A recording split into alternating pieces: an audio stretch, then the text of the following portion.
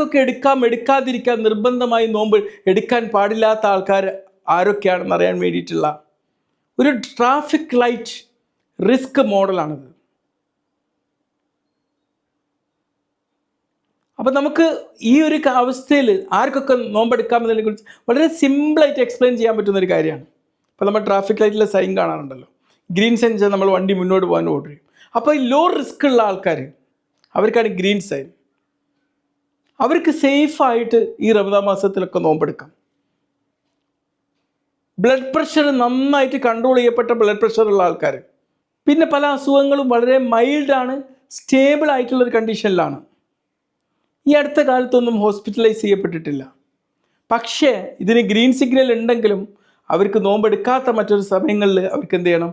നന്നായിട്ട് ജലാംശം നിലനിർത്തണം.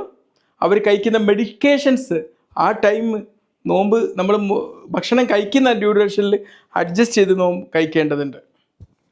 അടുത്തത് യെല്ലോ സിഗ്നലാണ്, മഞ്ഞ കളർ. അവർക്ക് മോഡറേറ്റ് ഒരു റിസ്ക് ഉള്ള ആൾക്കാരാണ്. മറ്റവർക്ക് വളരെ കുറഞ്ഞ റിസ്കേ ഉള്ളത് മോഡറേറ്റ് ആണ്. മോഡറേറ്റ് എന്ന് പറഞ്ഞാൽ ചിലവർക്ക് നോമ്പെടുക്കാം, ചിലപ്പോൾ നോമ്പെടുക്കാതിരിക്കാം. അത് ഏത് തരം രോഗികളാണ്? അവർ കുറച്ച് മുന്നറിയിപ്പോട് കൂടി നോമ്പെടുക്കണം. പ്രമേഹം കൺട്രോൾ ചെയ്യപ്പെട്ട പ്രമേഹമുള്ളവർ, ഹൃദ്രോഗങ്ങളുണ്ട് പക്ഷെ അത് സ്റ്റേബിളായിട്ട് പോവുകയാണ്.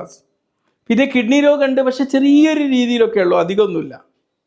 പക്ഷേ ഇത്തരം ആൾക്കാർക്ക് നോമ്പെടുക്കുമ്പം ഒരു ഡോക്ടറുടെ സൂപ്പർവിഷൻ, ഒരു നോട്ടം ആവശ്യമാണ്.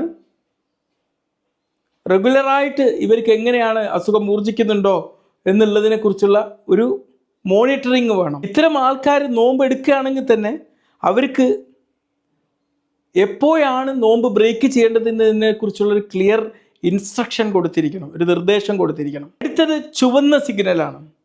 ഇത് ഉയർന്ന അപകട സാധ്യതയുള്ള ആൾക്കാരാണ്. അവർക്ക് നോമ്പെടുക്കാൻ അപകടമാണ്, അവർ നോമ്പ് ഒഴിവാക്കണം.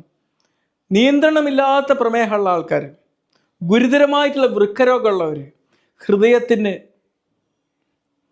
ഒരുപാട് പ്രശ്നങ്ങളുള്ളവർ, ക്യാൻസർ രോഗികൾ, ചികിത്സയിലുള്ള ക്യാൻസർ രോഗികൾ. ചുരുക്കി പറഞ്ഞാൽ ഈ ചുവപ്പ് സിഗ്നൽ എന്ന് പറഞ്ഞാൽ ഈമാൻ്റെ കുറവല്ല, അതിന് അപകടം കൂടുതലാണ് എന്നാണ് അർത്ഥം. ഈ ചുവപ്പ് സിഗ്നലിലുള്ള ആൾക്കാർ നോമ്പെടുത്താൽ എന്താ പ്രശ്നം? അവർക്ക് ചിലപ്പം ഹോസ്പിറ്റലൈസ് ചെയ്യപ്പെടാം. ഓർഗൻ ഫെയിലിയർ, അവരുടെ ശരീരത്തിൽ മതിയായ ഈ ജലാംശവും പോഷകങ്ങളും എത്താത്തതിൻ്റെ പേരിൽ ആന്തരിക അവയവങ്ങൾക്ക് കൂടുതൽ അപകടങ്ങൾ ഉണ്ടാക്കാം. ചിലപ്പം കിഡ്നി രോഗമൊക്കെ ഉള്ളവരാണ് കിഡ്നി കൂടുതൽ അപകടാവസ്ഥയിലേക്ക് പോവാം. പിന്നെ ജീവിതത്തിൽ ഒരുപാട് അപകടമായ സാധ്യതകളിലേക്ക് ഇത് കൺവേർട്ട് ചെയ്യപ്പെടാനുള്ള സാധ്യതയുണ്ട്.